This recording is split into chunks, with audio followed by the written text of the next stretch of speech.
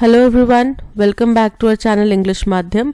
English Madhyam के platform पे हम editorial based practice exercise solve कर रहे हैं। स्टार्ट करते हैं आज का session with thought of the day, that is you can not change your past but you can change your present and it will definitely change your future. यानी कि पीछे जो भी घटनाएं हो चुकी है ना, जो आपके पास में काश बचे हुए हैं, उनको तो आप किसी भी कीमत पे चेंज नहीं कर सकते, लेकिन आप अपने आज में कुछ बदलाव ला सकते हैं, अपने आज को बदल सकते हैं, जिसके कारणवश आपका आने वाला भविष्य में आपको काश से नहीं मिलना पड़ेगा। ठीक है, आपको आने वाले भविष्य में ये नहीं सोचना पड़ेगा काश उस टाइम मैंने ये कर लिया होता।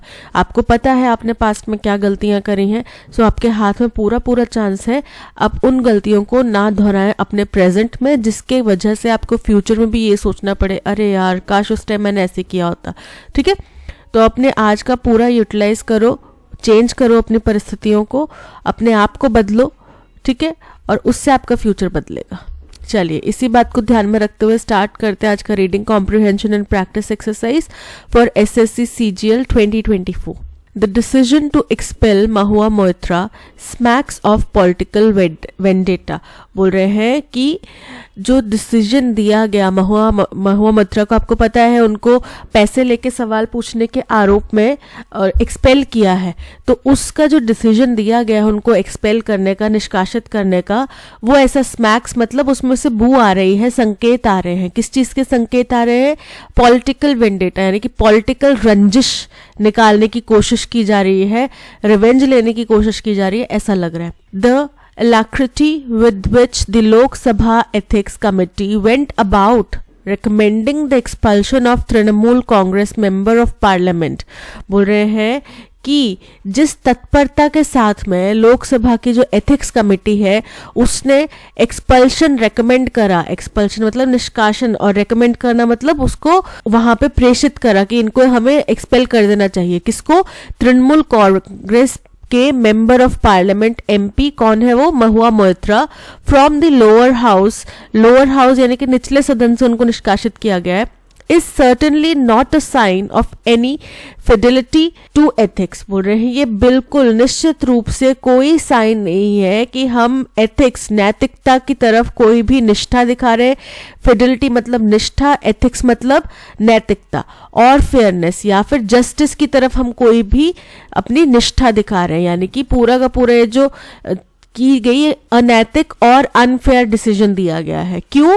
क्योंकि आपको पता है मिस्टर भदौरिया जो है उन्होंने कुछ डेरोगेटरी स्टेटमेंट दिए थे अपने ही को पार्लियामेंट्री मेंबर के लिए, जो कि धार्मिक प्रवृत्ति से इंस्पायर्ड थे। तो उनके ऊपर भी डिमांड की जा रही थी कि भाई एक्शन लो, बट उनके ऊपर अभी तक कोई एक्शन नहीं लिया गया। और यहाँ पे महुआ मोइत्रा के सामने कोई भी अभी चार्जेस प्रूव भी नहीं हुए हैं, फिर भी उनको एकदम आनन फानन में एक्सपेल कर दिया गया, जो कि ऐसा लगता है कि पॉलिटिकल रंजिश दिखाने की कोशिश की गई है, या फिर जो बाकी एमपीज एमएलए जो भी हैं उनके ऊपर एक डर का माहौल बनाने की कोशिश की गई कि देखो अगर तुम हमारे अगेंस्ट बोलोगे तो अगला नंबर तुम्हारा भी हो सकता है। दी recommendation is a brazenly partisan attempt to silence a critique of the government। बोल रहे हैं कि ये जो रिकमेंडेशन दिया गया है ये बड़ा बेशर्म और बड़ा ही पार्टीसन मतलब कि गुटबाजी करके या भेदभावपूर्ण जो है डिसीजन है, जो कि एक अटेम्प्ट है कि सरकार के जो भी क्रिटिक है उनकी आवाज को दबा दिया जाए। क्रिटिक होते हैं आलोचक। It is also warning shot meant to intimidate MPs from doing their job of holding the executive accountable। बोल रहे हैं ये एक तरीके से एक दाव भी है। ठीक है, कैसा दाव है? वार्निंग दी जा रही है एक तरीके से, कैसे कि इंटिमिडेट किया जाए, यानी कि धमकाया जाए एमपीस को कि वो अपनी जो जॉब है वो ना करे। उनकी जॉब क्या है कि अगर सत्ता पक्ष कुछ भी गलत करता है तो उसकी जवाबदेही तलब करे। विपक्ष का संसद में यही काम है, अदरवाइज क्या जरूरत है? जो पार्टी जीत गई बस संसद में वही रहे, जो पार्टियां हार गई वो संसद में ना रहे, उनको रखा ही ना जाए संसद में। लेकिन संसद में विपक्ष का होना जरूरी क्यों है? क्योंकि विपक्ष जो है वो सत्ताधारी पार्टी को अकाउंटेबल रखेगा कि भाई आपने ये चीज गलत करी, आपने ये चीज सही करी, जो चीज आपने गलत करी वो क्यों करी, अब इसकी जवाबदेही दो दुनिया को, देश जवाब चाहता है, वो कौन पूछेगा? तो वो विपक्ष का काम है पूछना, राइट? तो बोल रहे हैं कि ये उनको डराने की कोशिश है, किसको? विपक्षी पार्टीज को या दूसरे जो एमपीज हैं उनको, कि वो अपना काम जो कि क्या है, एग्जीक्यूटिव यानी कि प्रशासन को जिम्मेवार ठहराने का जो काम है वो ना करें. Neither the process nor the conclusions of the committee are grounded in any decipherable principle. बोल रहे हैं कि ना ही ये जो पूरी प्रक्रिया रही वो, और ना ही जो इसका कंक्लूजन यानी कि जो महुआ मित्रा को निकालने की बात आई, निष्कासन आया उनका इस समिति द्वारा, ये दोनों ही चीजें जो है वो किसी भी बेस फॉर्म में आधारित नहीं है, समझ में आने योग्य नहीं है. ठीक है, मतलब अभी इसमें बहुत सारे डाउट्स हैं, अनक्लैरिटी है.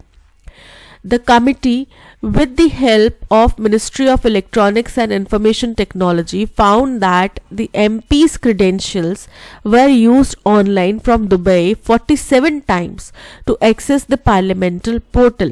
बोल रहे हैं कि समिति ने ये पाया किसके द्वारा? Ministry of electronics and information technology की मदद से उन्होंने ये पाया कि एमपी, कौन एमपी जिनकी हम बात कर रहे हैं, अभी किनकी बात कर रहे हैं? महुआ मित्रा. तो महुआ मित्रा के जो एमपी के क्रेडेंशियल हैं, वहां पे उनकी वेबसाइट होगी, उसमें लॉग इन करने का उनके क्रेडेंशियल्स होंगे. बोल रहे हैं उनका इस्तेमाल दुबई से किया गया 47 टाइम्स, जिसके द्वारा पार्लियामेंट का जो पोर्टल है वो खोला गया. Parliamentary questions were submitted from abroad, और फिर उनके बेसिस पे उन चीज़ों को यूज़ करके, उनके क्रेडेंशियल्स को यूज़ करके दुबई से ही उनके क्वेश्चंस पोस्ट किए गए, सबमिट किए गए. As opposition members in the committee have pointed out, बोल रहे हैं जैसा कि ऑपोजिशन के मेंबर्स द्वारा, जो कि इस समिति का हिस्सा है, उन्होंने इस बात की तरफ इशारा किया है, the drafting and the submission of questions are routinely done by aides of MPs. उन्होंने ये बोला है कि एमपीज हमेशा अपने सवाल खुद नहीं पोस्ट करते हैं, जैसे बोलते हैं ना फ्रीलांसर्स रखे होते हैं, फ्रीलांसर्स होते हैं जो आपके बेसिस पे काम करते हैं. आपने कई बड़े बड़े टीचर्स देखे होंगे कि वो अपने सारे क्वेश्चंस जो है वो खुद नहीं बनाते हैं, राइट? तो वो क्या होता है, उनके बेसिस पे कोई और रिसर्च वर्क करके, बिकॉज टीचर्स के पास में इतना टाइम नहीं है, वो रिसर्च वर्क भी करेगा, या फिर हो सकता है वो कुछ और भी काम कर रहा हो, कोई स्टूडेंट भी हो, अपनी पढ़ाई भी कर रहा हो, तो वो क्या करेंगे, रिसर्च के लिए किसी और को दे देंगे, भाई मैं तुम्हें इतने पैसे दे दूंगा, तुम मंथली मेरा ये काम करना, तुमने मंथली मेरे इतने क्वेश्चंस पोस्ट करने हैं. ठीक है, तो बोल रहे हैं कि उन्होंने इस बात की तरफ इशारा किया है कि आज की डेट में जो एमपीज हैं वो अपने क्वेश्चंस, उनके सबमिशन, उनके ड्राफ्टिंग किसी और से द्वारा, अपने हेल्प के द्वारा करवाते हैं, किसी दूसरे के द्वारा करवाते हैं. उन्होंने अपने सहायता के लिए लोग रखे हुए हैं, हायर किए हुए हैं. And MPs raise questions in parliament based on representations from various constituents. और बोल रहे हैं कि ये जो MPs हैं ये सवाल किस बेसिस पे पूछते हैं कि भाई वो किस कॉन्स्टिट्यूएंसी को रिप्रेजेंट करते हैं, कहाँ से वो आते हैं, ठीक है, क्या उनकी वहाँ की स्थिति है, ठीक है, तो उनके निर्वाचन क्षेत्र के अकॉर्डिंग वो क्वेश्चन पूछते हैं. To assume without solid evidence that any question is in exchange of material favors and then to expel an elected MP is an assault on parliamentary democracy itself. बोल रहे हैं कि ये मान लेना बिना कोई सॉलिड प्रूफ के, बिना तथ्यों के, बिना एविडेंस के, ये मान लेना कि जो भी सवाल पूछे गए वो कुछ मटेरियल फेवर्स यानी कि कुछ चीजें दी गई आपको, ठीक है, उनके एवज में पूछे गए, और फिर उस एमपी को जो कि चुना गया सदस्य है उसको एक्सपेल कर देना, ये सीधे तौर पे पार्लियामेंट की डेमोक्रेसी के ऊपर एक आक्रमण है. The committee is calling upon the government to investigate the allegation of quid pro quo. Quid pro quo मतलब किसी चीज के बदले में कुछ और करना, ठीक है, जैसे कि मैं आपको बोलूं कि मैं तुम्हें एग्जाम में पास कर दूंगी या अच्छा नंबर दे दूंगी, तुम जाके मेरा कोई पर्टिकुलर काम कर दो, ठीक है, तो वो क्या हो गया, समथिंग फॉर समथिंग वाला जो सिनेरियो है. तो बोल रहे हैं कि कमिटी ने क्या किया है, अपील करी है सरकार से कि वो इन्वेस्टिगेट करें कि ये जो एलिगेशंस लगाए गए हैं कि उन्होंने कुछ फेवर्स के बजाय में एवज में ये सवाल पूछे, raised by one of its members against miss Moitra after holding her guilty, turning the principle of natural justice on its head.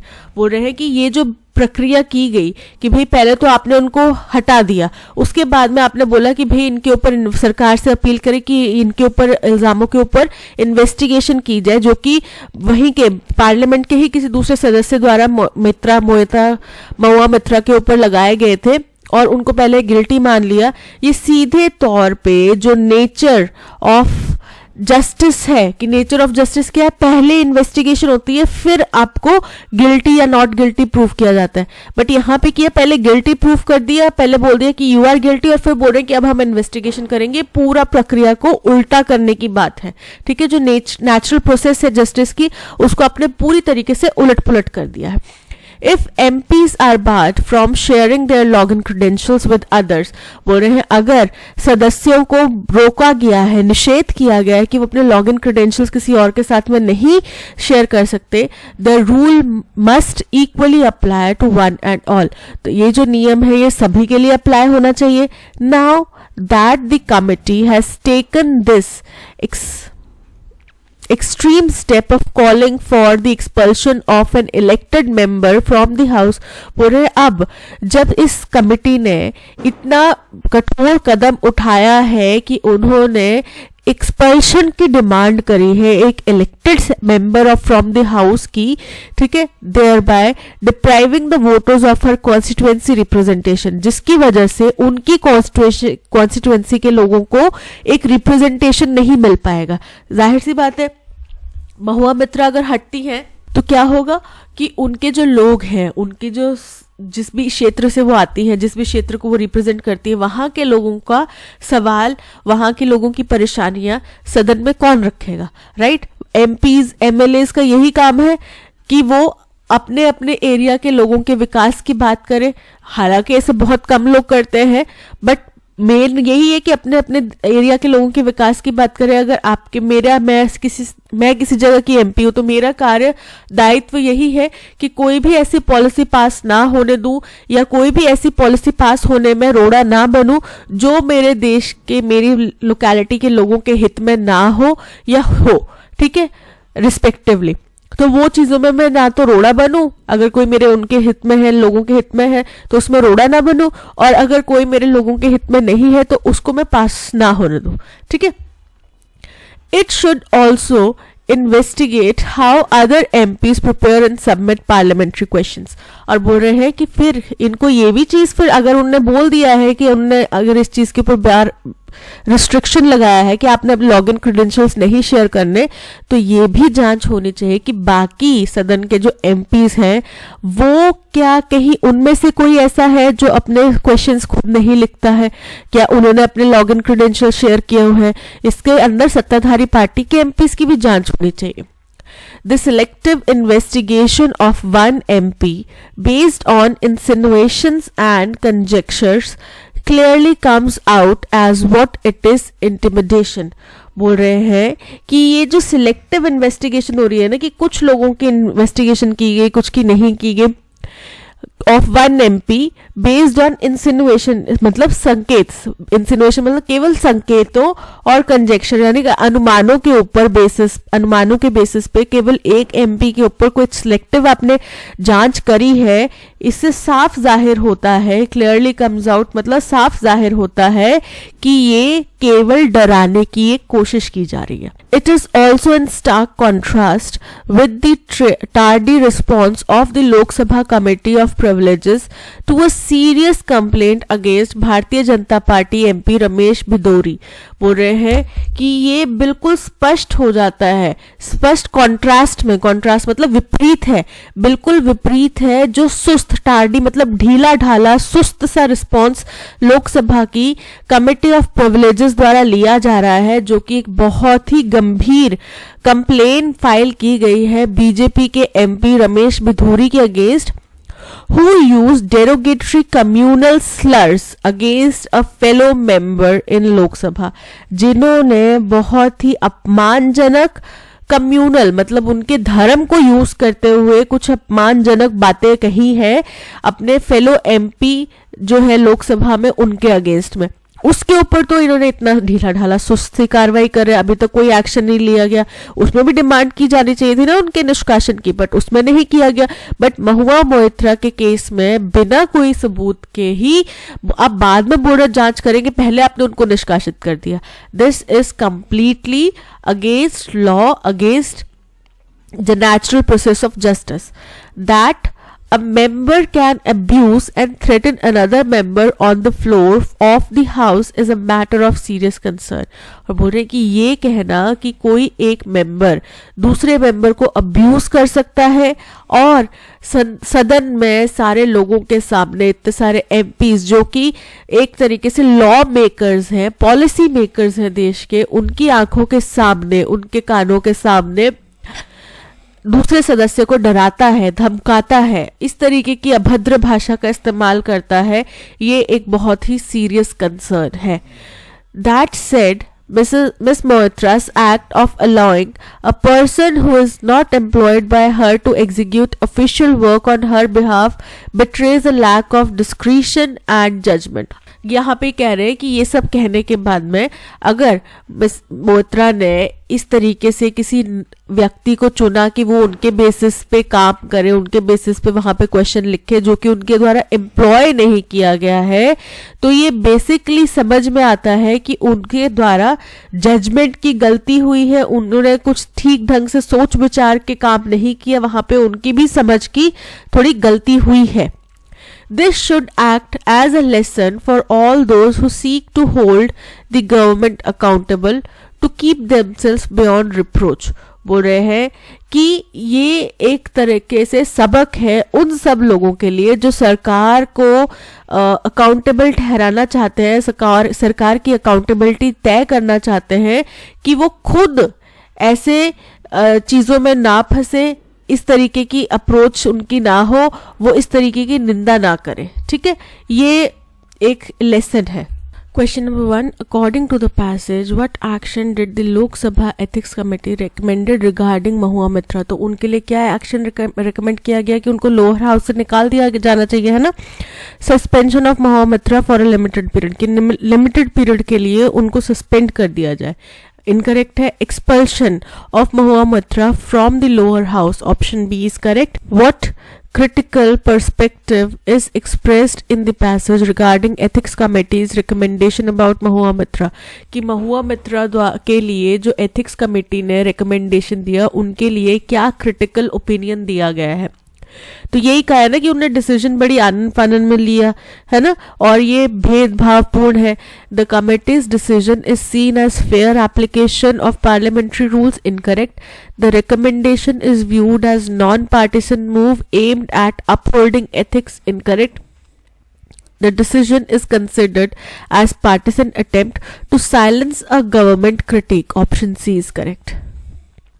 What can be inferred about the committee's approach to handling issues related to MP's conduct from passage? बोल रहे हैं committee की क्या approach रही कि MP के जो conduct है उस इशू को किस तरीके से हैंडल किया जाए। The committee is consistent and fair in its treatment for all MPs, नहीं, ऑफ ऑल एमपीज नहीं, इनकरेक्ट है। अगर यही बात होती तो भिदूरी जी को क्यों अभी तक रखा हुआ है, उनको भी एक्सपेल कीजिए। There is a perceived inconsistency in how the committee handles different cases involving MPs, बिल्कुल करेक्ट है कि भाई ऐसा माना जा रहा है कि कुछ तो यहाँ पे दाल में गड़बड़ है, सत्ताधारी पार्टी के MPs के ऊपर इतने जल्दी एक्शन नहीं हो रहा जितना विपक्षी वालों के ऊपर हो रहा है। So option B is correct. Based on the passage, arrange the following events in the order they are discussed. The committee's slow response to a complaint against Ramesh Bathuri, ये तो बाद में आई थी ना बात, फर्स्ट पे तो ये बात नहीं आई थी। पहले हमने डिस्कस करा कि महुआ मित्रा के ऊपर जो आरोप लगा और उनके लिए जो एक्सपल्शन की डिमांड की गई है ना, उनके बारे में हमने बात करी। So suggestion that the committee's action could be seen as intimidation, बोल रहे हैं कि ये बताना कि कमिटी का जो एक्शन है वो ऐसा लग रहा है कि डराने की कोशिश की जा रही है। Concerns raised about a member abusing and threatening another member, ये रमेश भदौरी वाले केस के बारे में बात हो रही है, ठीक है, तो उसी के आसपास में ये होगा, राइट। और recommendation for the expulsion of an elected member, ये हमारा फर्स्ट स्टेटमेंट होगा। फोर्थ हमारा फर्स्ट स्टेटमेंट होगा। देखो यहाँ पे फोर्थ है फर्स्ट स्टेटमेंट, यहाँ पे फोर्थ है फर्स्ट स्टेटमेंट, ए और सी को हटा दो। अब फोर्थ फर्स्ट स्टेटमेंट होगा। फिर उसके बाद में क्या किया गया था, सजेशंस दिए गए थे कमिटी द्वारा, जो कि ऐसा लग रहा था कि इंटिमिडेटिंग है, ये हो गया सेकेंड स्टेटमेंट। तो fourth first, 2 second, option B correct है। फोर्थ फर्स्ट, यहाँ पे 1 सेकेंड है जो कि गलत है। रमेश भदौरी वाला केस है, उसमें बताया गया कि कमेटी ने स्लो रिस्पॉन्ड करा, ये हो गया थर्ड पॉइंट।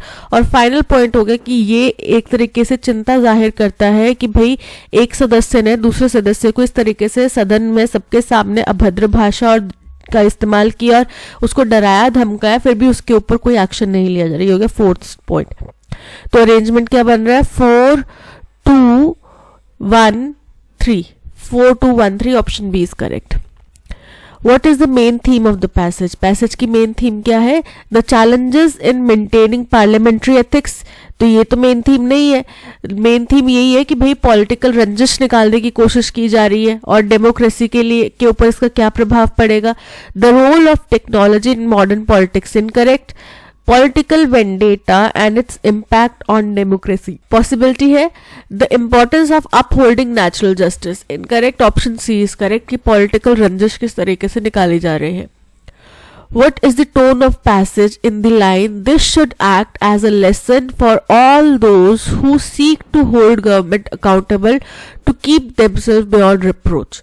ठीक है, ये लाइन है, ये क्या आपको टोन बताती है, तो ये टोन बताती है कॉशनरी कि भाई जो लोग भी सरकार को अकाउंटेबल ठहराना चाहते हैं उनको खुद को भी बचा के रखना पड़ेगा, खुद को भी उनको क्या करना पड़ेगा, बेसिकली सतर्क रहना पड़ेगा कि आपके ऊपर किसी भी तौर पे कुछ ना कुछ कार्रवाई हो सकती है। सो ऑप्टिमिस्टिक नहीं है, cautionary, option B is correct. In financial year 2024, the International Monetary Fund projects India YOY growth at 6.3%, again the fastest among major economies। बोल रहे हैं 2024 के फाइनेंशियल ईयर जो है उसके लिए इंटरनेशनल मॉनेटरी फंड IMF ने हिंदुस्तान की YOY ग्रोथ जो है वो 6.3% प्रोजेक्ट करी है कि इतनी रहने के अनुमान है, और जो कि फिर पूरी दुनिया भर में सबसे फास्टेस्ट रहेगी। For those yet to absorb it full import, बोल रहे हैं वो लोग जो अभी भी इसका पूरी बात को नहीं समझ पाए हैं, पूरा जो भी रिपोर्ट आई है उसको नहीं समझ पाए हैं। The tagline fastest growing major economy calls for some elaboration, तो ये जो टैगलाइन है फास्टेस्ट ग्रोइंग मेजर इकोनॉमी, ये कुछ उनको लाइट दे देगी कि भाई पूरी रिपोर्ट का जिस्ट क्या है। जिस्ट ये है कि इस वक्त की सबसे तेजी से ग्रो करने वाली प्रमुख इकोनॉमी कौन सी है। ठीक है, the Indian economy has grown at N impressive rate in the post covid years. बोल रहे हैं कि हिंदुस्तान की जो इकोनॉमी है ये बहुत ही उम्दा तरीके से प्रदर्शन कर रही है, उम्दा तरीके से ग्रो कर रही है, खास तौर पे कोविड-19 के बाद के जो साल हैं उनमें। ये हमारा स्टार्टिंग स्टेटमेंट हो जाएगा आर, क्योंकि इसमें हमें पता चल गया कि हम इंडियन इकोनॉमी की ग्रोथ के बारे में बात कर रहे हैं। ठीक है, in financial year 2023 it grew year over year. ये जो YOY लिखा है ना, ये शॉर्ट फॉर्म है, इसका फुल फॉर्म है ईयर ओवर ईयर, YOY। ये देखो यहाँ पे बताया भी है एट 7.2%, यानी कि साल दर साल ये 7.2% की दर से ग्रो करी 2023 में। The fastest among major economies, दुनिया की जितनी भी मेजर इकोनॉमीज हैं उनमें सबसे तेज ग्रोथ थी। तो ये हो गया सेकेंड स्टेटमेंट। ठीक है, थर्ड स्टेटमेंट हो जाएगा कि फाइनेंशियल ईयर 24 के लिए इसकी ग्रोथ कितनी प्रोजेक्ट की गई है, 6.3%। और जिन लोगों को पूरी रिपोर्ट समझ में नहीं आई उनको ये समझना चाहिए कि इसकी टैगलाइन क्या है, फास्टेस्ट ग्रोइंग मेजर इकोनॉमी, जिससे कि उनको इसका अर्थ समझ में आ सकता है, जिसका मतलब है कि दुनिया की प्रमुख इकोनॉमीज में से सबसे फास्ट ग्रो करने वाली इकोनॉमी। ठीक है, तो अरेंजमेंट बन रहा है RSPQ, option A is correct. In the city for many days without power and water, बोल रहे शहर के अंदर कई दिनों तक बिना पावर और खाने के, पानी के। As were most of the city's resident, जैसे कि शहर के बाकी ज्यादातर लोग रह रहे थे। तो कोई घटना हुई होगी, उसके बाद की बात बता रहे हैं कि इस घटना के बाद कई दिनों तक बिजली और पानी नहीं था लोगों के पास में, और फिर भी वो शहर के बीचों बीच फंसे हुए थे। ठीक है, और वो अकेले नहीं थे, शहर भर के और लोग भी ऐसे ही फंसे हुए थे। इन December 2016 cyclone Wardha made landfall near Chennai. बोल रहे हैं 2016 दिसंबर की बात है जब एक साइक्लोन जिसका नाम था वर्धा, वो चेन्नई इलाके में आके उसने वहां पे तबाही मचाई। ठीक है, it was at least 2 weeks before life return to some kind of normal.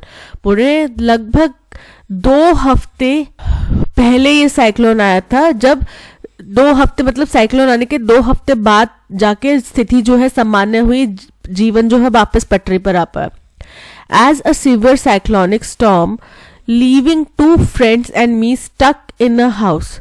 अब क्या था सीवियर साइक्लोनिक, जो वर्धा था तो ये सीवियर साइक्लोनिक स्टॉर्म थी। क्योंकि ये सीवियर साइक्लोनिक स्टॉर्म थी, इसके लिए इस वजह से 2 दोस्त और मैं, हम लोग एक घर के अंदर फंस गए। ठीक है, और कहाँ था वो घर? In the city for many days, कई दिनों तक फंसे रहे। तो डी के बाद में आएगा ए और बी आएगा फर्स्ट स्टेटमेंट। ठीक है, तो बी फर्स्ट स्टेटमेंट और डी के बाद में A, option D is correct. Meager, meager मतलब बहुत छोटी सी, तुच्छ, बारीक सी। इनसफिशिएंट, तो इसका एंटोनिम बताना है रीजनल। रीजनल मतलब किसी पर्टिकुलर एरिया को डिफाइन करता है, प्रादेशिक। रेशियल, किसी जाति धर्म, जैसे बोलते हैं ना किस नस्ल का है वो इंसान, वो एशियन नस्ल का इंसान है, वो अफ्रीकन नस्ल का इंसान है, तो किस नस्ल का है। स्टूपिड, मूर्ख। जनरस मतलब बहुत बड़ी मात्रा में, उदार, बहुत ज्यादा।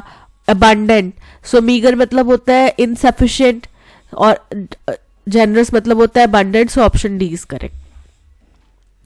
The politicians' pompous rhetoric during the campaign failed to garner much support from the public. अब pompous का मतलब होता है घमंडी। बोल रहे हैं जो पॉलिटिशियन था उसका जो घमंडी स्पीच थी कैंपेन के दौरान में, उनका जो घमंडी तरीका था बात करने का या स्पीच थी कैंपेन के दौरान में, उसकी वजह से उनको ज्यादा पब्लिक सपोर्ट नहीं हासिल कर पाया, उनको ज्यादा पब्लिक सपोर्ट नहीं मिल पाया। तो पॉम्पस मतलब घमंडी। अब इसका हमें अप्रोप्रिएट सिनोनिम बताना है। कॉन्सिलेटरी, कॉन्सिलेटरी मतलब होता है सांत्वना देना किसी को। ठीक है, बेनिजन, बेनिगन मतलब होता है दयालु। सुपरसिलस, सुपरसिलियस मतलब होता है अभिमानी, और डिप्लोमेटिक मतलब होता है कूटनीति से भरा हुआ। So option C supercilious is correct. In accordance with hierarchical status, बोल रहे हैं कि किसके अनुरूप? हायरार्किकल स्टेटस के, कि पहले आर्मी में पहले नायब सूबेदार आएगा, फिर सूबेदार आएगा, फिर उसके आगे के रैंकिंग आएगा, उससे पहले हवलदार आएगा, उससे पहले जो आर्मी की रैंकिंग होती है हवलदार आएगा, या फिर जो सीनियर लेवल के कैप्टन होगा, फिर उसके बाद में लेफ्टिनेंट होगा, फिर मेजर होगा। इस तरीके की हायरार्की जो होती है ना, कि रेवेन्यू डिपार्टमेंट में पहले पटवारी आता है, फिर कानूनगो आता है, फिर तहसीलदार आता है, नायब तहसीलदार आता है, फिर तहसीलदार आता है। तो ये कुछ हायरार्किकल स्टेटस है। तो बोल रहे हैं किसके अनुरूप? हायरार्किकल स्टेटस के अनुरूप। ऑफ द सर्विसेज रेंडर्ड, इसका मतलब होता है कि जो दी जा रही है सर्विसेज उनके अनुरूप। ठीक है, रिवॉर्ड्स आर गिवन, प्राइजेस किस तरीके से दिए जाते हैं। And are not related to the economic value, और वो इकोनॉमिक वैल्यू से रिलेटेड नहीं होते। तो बोल रहे हैं रिवॉर्ड्स आर गिवन, ये हो गया first point. In accordance with hierarchical status, ये हो गया second point. And not related to the economic value, ये हो गया थर्ड पॉइंट। किसकी economic value? Of the services rendered, जो सर्विसेज दी जा रही हैं उनकी इकोनॉमिक वैल्यू से नहीं वो प्रेरित होते, पर वो हायरार्किकल स्टेटस के अनुसार दिए जाते हैं। ठीक है, तो अरेंजमेंट बन गया सी ए डी बी। ए और बी में फर्स्ट जो हमारा आंसर है वो ए से स्टार्ट हो रहा है, सी और डी में सी से स्टार्ट हो रहा है। ठीक है, तो ए और बी तो एलिमिनेट हो गए। C A D B, option C is correct. इसको पॉजिटिव डिग्री ऑफ कंपैरिजन में बताना है। She is the dullest child in class, कि वो क्लास में सबसे डल चाइल्ड है। तो हमें मतलब ये बताना है कि क्लास में दूसरा कोई भी बच्चा ऐसा इतना डल नहीं है। She is very duller in class. देखो डल, डलेस्ट, डलर कोई वर्ड नहीं होता। Dullest child in the class is she, incorrect है। No other child in the class is as dull as she, option C is correct. Wealthier countries are obligated to fulfil a commitment, जो अमीर देश है उनको वो एक commitment उन्हें दिया है और जिसको पूरा करना उनका दायित्व है। क्या है वो? Made in the Paris agreement. Paris agreement के दौरान उन्होंने ये कमिटमेंट किया था to provide $100 billion a year in international climate finance, कि इंटरनेशनल क्लाइमेट फाइनेंस के लिए वो हर साल प्रति वर्ष $100 बिलियन डोनेट करेंगे। ठीक है, ये उनका एक ऑब्लिगेशन है, एक उनका दायित्व है। ठीक है, तो हमें कमिटमेंट का एंटोनिम बताना है। आपने कोई चीज कमिट करी है, ठीक है, और दूसरी तरफ आपने कोई बात अपनी कमिटमेंट से आपने तोड़ दी है, तो क्या होगा? फीबल। फीबल मतलब होता है किसी चीज को कमजोर कर देना। ड्रेप मतलब कोई पर्दा। ब्रीच, ब्रीच मतलब उल्लंघन। और हेल मतलब स्ट्रॉन्ग एंड हेल्दी। सो यहाँ पे आपने कमिटमेंट को क्या किया गया? उल्लंघन कर दिया। So option C, breach is correct. Brave people never hide at the moment of decision. अब यहाँ पे अप्रोप्रिएट ईडियम हमें इस्तेमाल करना है। When the crunch comes, when the crunch comes मतलब कि जब सही समय आए, संकट का समय आए, तो उस टाइम पे। तो यहाँ पे हम वही बताना चाह रहे हैं ना कि जो बहादुर लोग होते हैं वो संकट के समय में छुपते नहीं है। So option A is correct. French is taught to us by Miss Glen. अब इसको हमें एक्टिव वॉइस में कन्वर्ट करना है, तो एक्टिव वॉइस में क्या हो जाएगा? मिस ग्लेन पहले आ जाएगा। टॉट का क्या बन जाएगा? टीचर्स। ठीक है, मिस ग्लेन टीचर्स अस, किसको? अस। क्या टीच करती हैं? French. Miss Glen taught us French, Miss Glen teachers French, Miss Glen teachers us French. Option C is correct. Adyasha would have been looked gorgeous in ethnic apparel। would have been नहीं, यहाँ पे fit बैठ रहा, यहाँ पे क्या होगा? क्या प्रयोग होगा? would have looked। क्या मतलब? अद्याशा एथनिक अपैरल में बहुत ज्यादा खूबसूरत लगती। ठीक है, was looked, would have looked, option B इसका। Bubble is a oldest member in our black ice club. देखो, जब आपने सुपरलेटिव डिग्री में बात करनी है कि भाई इससे ज्यादा कोई ओल्ड है ही नहीं, ये सबसे ज्यादा ओल्ड है, तो आप क्या प्रयोग करेंगे? अ की बजाय द ओल्डेस्ट, क्योंकि एक ही होगा ना, पूरे ग्रुप में एक ही व्यक्ति होगा ना, तो सिंगुलर को डोनेट करने के लिए और एक पर्टिकुलर पर्सन ही होगा। ठीक है, तो वो दिखाने के लिए क्या बताया गया? The oldest member. Bubble is in our black ice club, bubble is a oldest member. A की बजाय क्या होगा? The oldest member. Such post structuralist pronouncements.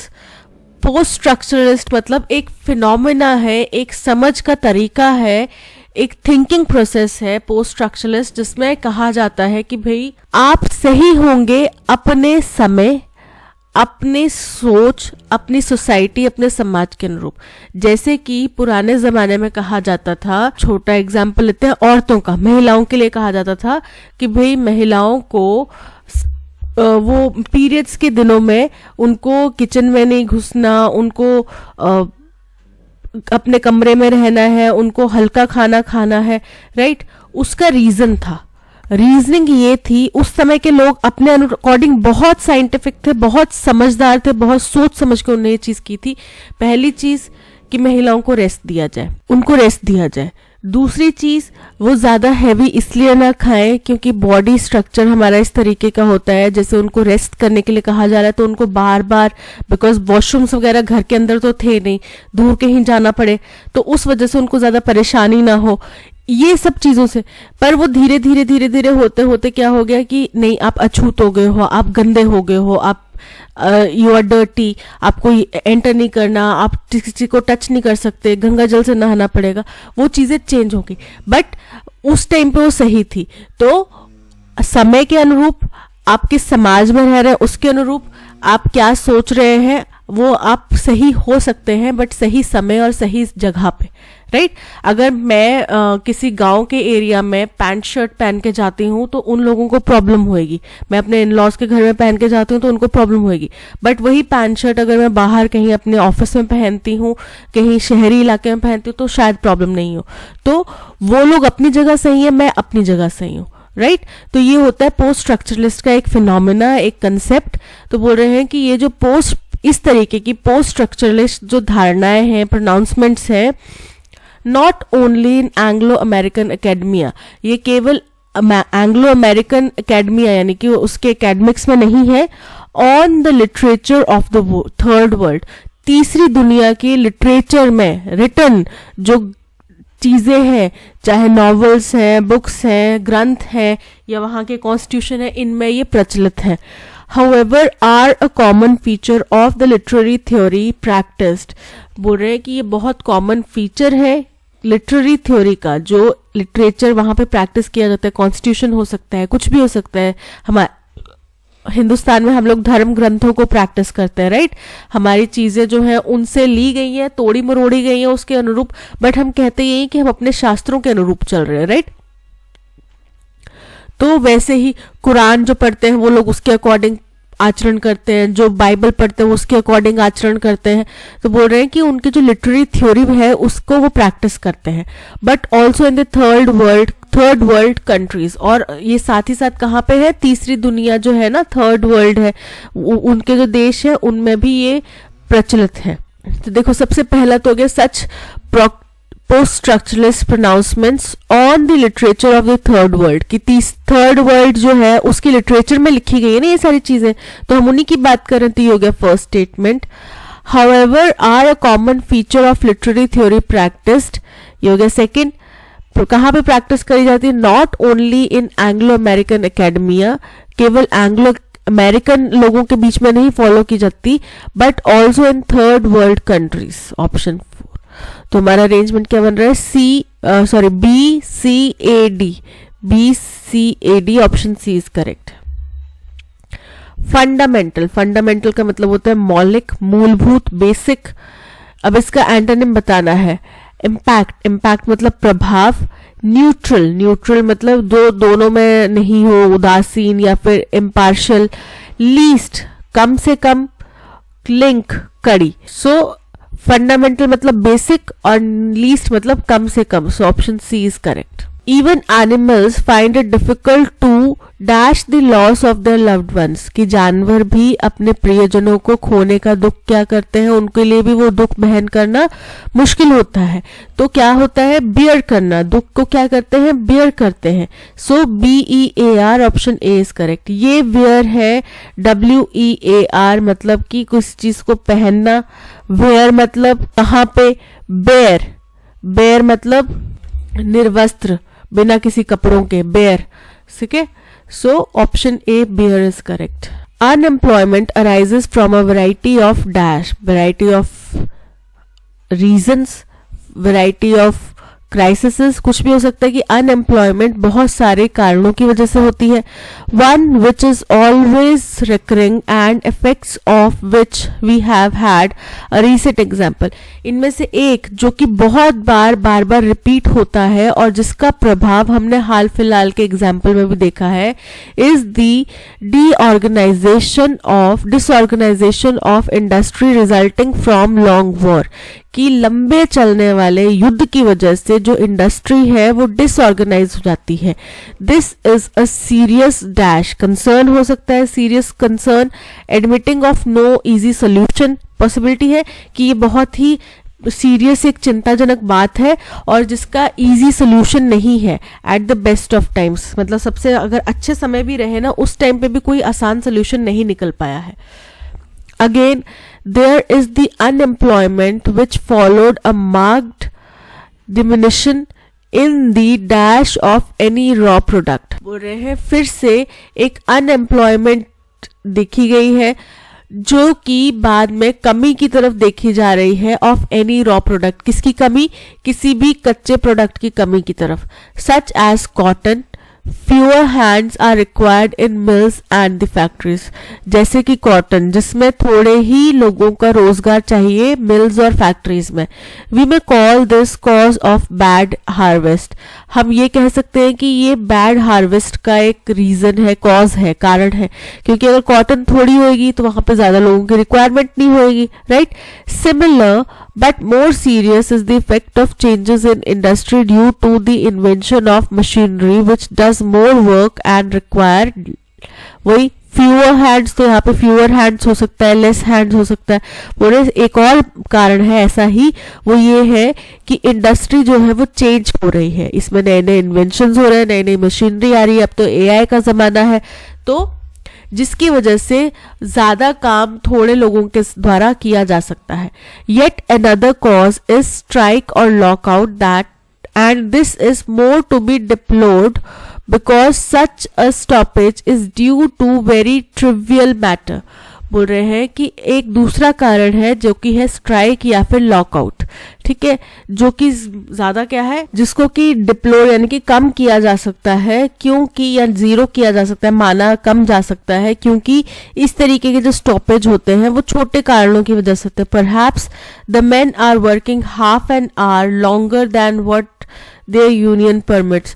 हो सकता है कि कई बार ऐसा हो कि भाई लोग सिर्फ जितना उनकी यूनियन ने बोला है कि आपको 6 बजे तक काम करना है, उनसे 6:30 बजे तक काम करवाया जा रहा है, इसलिए भी कोई स्ट्राइक हो गई या कोई लॉकआउट हो गया, इस तरीके की बात हो गई, ठीक है. तो ये छोटे से कारण हैं जिनको डील किया जा सकता है. 6:30 तक ना ही काम कराएंगे तो इसमें कोई बड़ा मसला नहीं है, बट अगर कॉटन कम होगी तो प्रोडक्शन कम होगी तो वहां पे लोगों की ज्यादा जरूरत ही नहीं होगी, ठीक है. सो unemployment arises from a variety of causes, thoughts, things, types. तो जाहिर सी बात है कि बहुत वैरायटी ऑफ कॉजेस कारणों की वजह से होती है ना. So option A causes is correct. One which is always recurring and effects of which we have had a recent example is disorganization of industry resulting from a long war. This is a serious dash admitting of serious difference मतलब मतभेद, अलग कुछ opinion, अंतर. Discussion मतलब किसी चीज की चर्चा करना. नेचर मतलब प्रकृति. प्रॉब्लम मतलब परेशानी. This is a serious problem. Option D is correct. Admitting of no easy solution at the best of times या answer at the best of times, ठीक है. तो की मतलब मुख्य, क्लू मतलब हिंट, आंसर मतलब किसी चीज का जवाब, और सोल्यूशन मतलब कि कोई रेजोल्यूशन. सो यहाँ पे option D solution best fit बैठ रहा है. Again, there is the unemployment which followed a marked diminution in the dash of any raw material. In the material of any raw product, quality of any raw product, quantity. तो quantity की बात हो रही है ना कि raw product की quantity में कमी आएगी. So, option C, quantity is correct. Similar but more serious is the effect of changes in the industry due to the invention of machinery which does more work and require dash hands. Few hands चाहिए ना, fewer. So option A, fewer is correct. That's all. आज के session में इतना ही. Thank you so much for watching. अगर content पसंद आया हो तो लाइक, शेयर और सब्सक्राइब जरूर कीजिएगा. मिलते हैं नेक्स्ट सेशन में. Till then keep learning and keep practising. Bye bye.